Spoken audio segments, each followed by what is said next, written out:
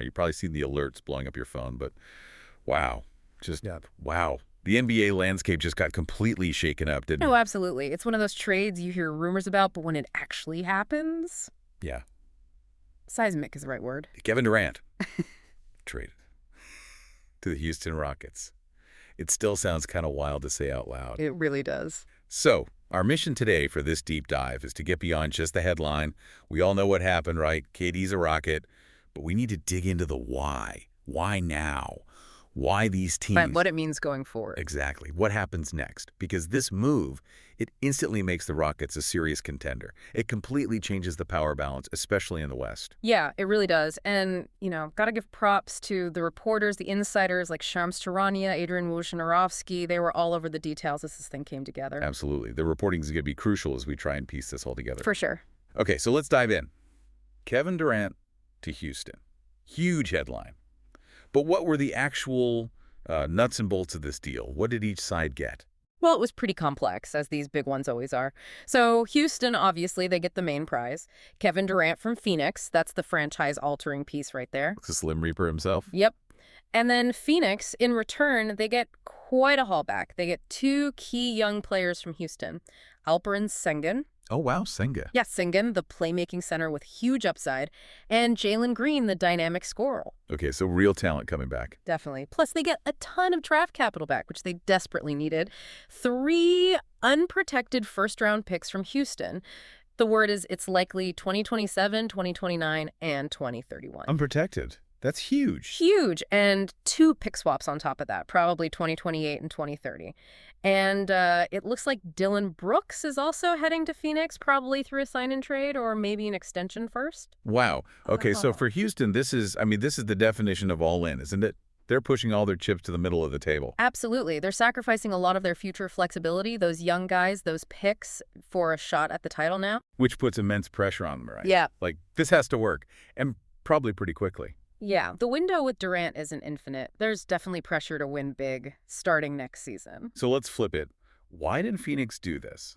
I mean, they put together that big 3 not that long ago. What happened? Well, it just didn't work out, did it? That experiment with Durant, Devin Booker, and Bradley Beal, they invested a ton of money, traded away a ton of picks. Yeah, they gave up a lot. They did. And they just didn't get the results. They didn't make a deep playoff run last season. And it felt like they'd kind of hit a ceiling, an expensive one at that. So this trade was almost necessary for them. You could argue that. I think there were 3 main reasons. First, like we said, getting back draft capital and young talent. They had basically emptied the cupboards.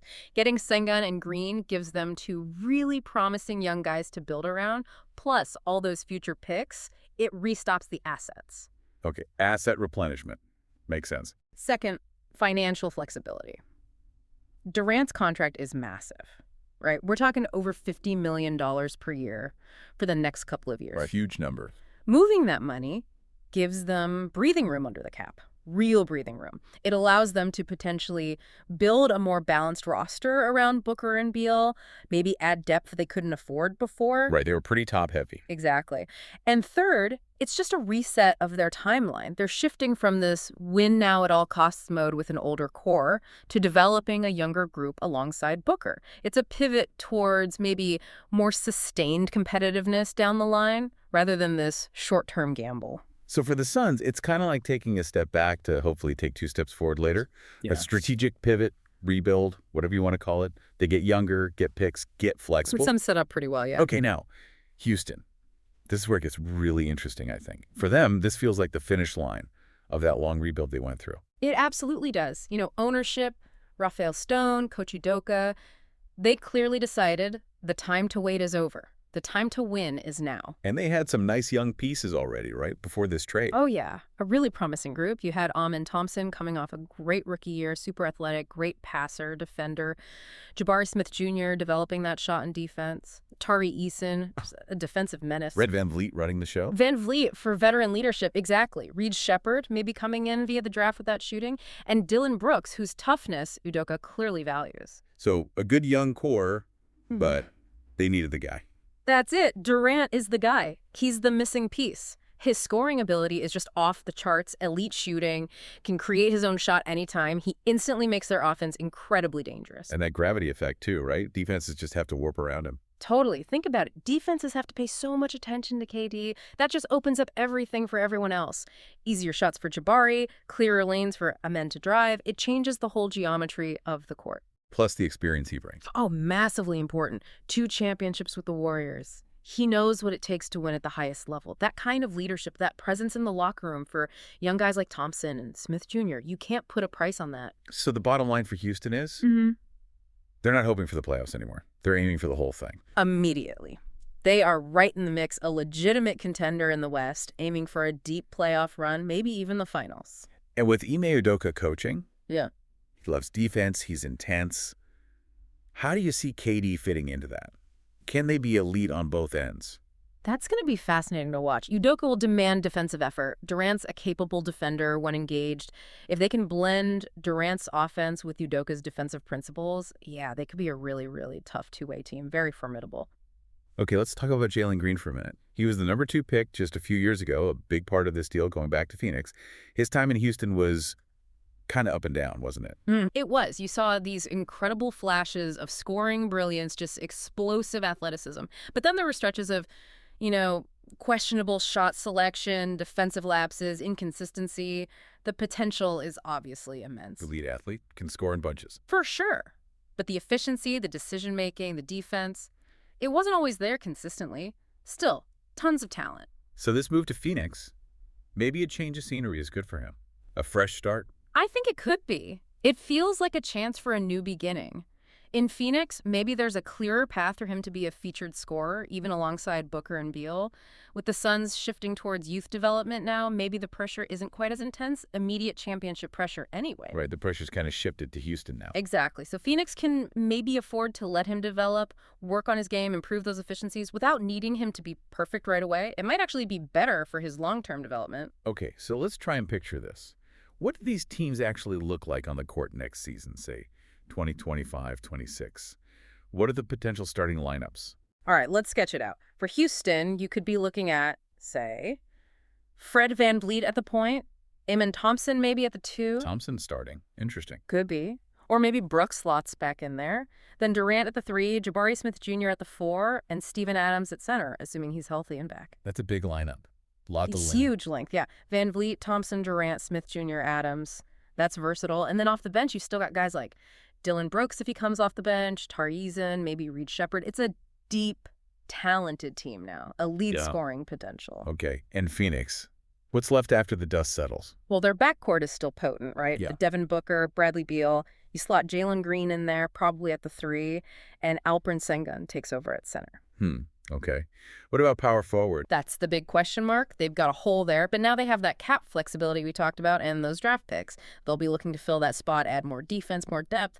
But that core of Booker, Beal, Green, and Sengun has a lot of offensive firepower. Just different. More focused on the future, perhaps. Definitely different. Let's zoom out a bit. What does this mean for KD's legacy? This is team number 4, is it? 5 if you count the Sonics separately. Yeah, Sonics, Thunder, Warriors, Nets, Suns, and now Rockets. It's his 5th jersey, technically. Look, his legacy as one of the all-time great scorers, one of the most purely talented players ever. It's secure, right? Unquestionably. But this move, joining another team, a younger team this time, it just reinforces his relentless pursuit of more championships. He's clearly not content. And remember, he's still got significant contract commitment, about $51 million next year, nearly $55 the year after, then a player option. So he's committed to this Rockets run. Yeah. And the market reaction was instant, right? Vegas odds shifted immediately. Oh, yeah. Rockets championship odds got way shorter. Suns odds got longer. The betting markets see Houston as a much bigger threat now, and Phoenix taking a step back, at least for the moment. And you have to think this kicks off more moves, right? Like the offseason just got thrown into hyperspeed. Absolutely. This happened even before the draft. It's going to ignite everything. Teams that wanted Durant might pivot. Other stars might become available. Woj and Shams are probably not sleeping much right now. Yeah, their phones must be melting. You wonder if this puts pressure on other contenders too. Like, does Milwaukee feel more pressure regarding Giannis rumors, even if it's unrelated? It just heats everything up. It definitely raises the temperature across the league. Everyone's reevaluating. And it's worth remembering, Amidst all the strategy and picks and money, there's a human side. KD, Jalen Green, Sengun, Brooks. These guys are packing up their lives, moving cities. Big changes for them and their families. That's a really important point. We talk about assets and trades, but these are people navigating major life shifts. It's easy to forget that sometimes. We even saw, Senator Ted Cruz tweeting his excitement. Yeah, he's a big Rockets fan. Shows you the level of excitement down there. Kind of has that Pat Riley push all the chips in feel to it, doesn't it? Yeah. The Rockets are tired of rebuilding. They want to win now. No doubt about it. So to wrap this up, this Kevin Durant trade, it's just monumental. It completely redraws the map of the NBA, especially the Western Conference. It really does. You've got Houston going into hyper-aggressive win-now mode, while Phoenix makes a calculated pivot towards youth, picks, and future flexibility. Two completely contrasting strategies playing out. So the big questions for you, the listener, to think about. For Houston, did they give up too much? Can this gamble actually pay off with a championship? How fast can KD and this young core actually click together under Udoka? And for Phoenix, what's the long-term play? Can Jalen Green reach his potential in this new environment? How do they build around Booker and Sengun now? And maybe the biggest question of all, how does the rest of the league respond? Because they're scrambling right now. The dominoes have started falling. Definitely keep an eye on this. It's going to be a fascinating offseason. For sure. We encourage you to keep digging into this one yourself. Lots to unpack.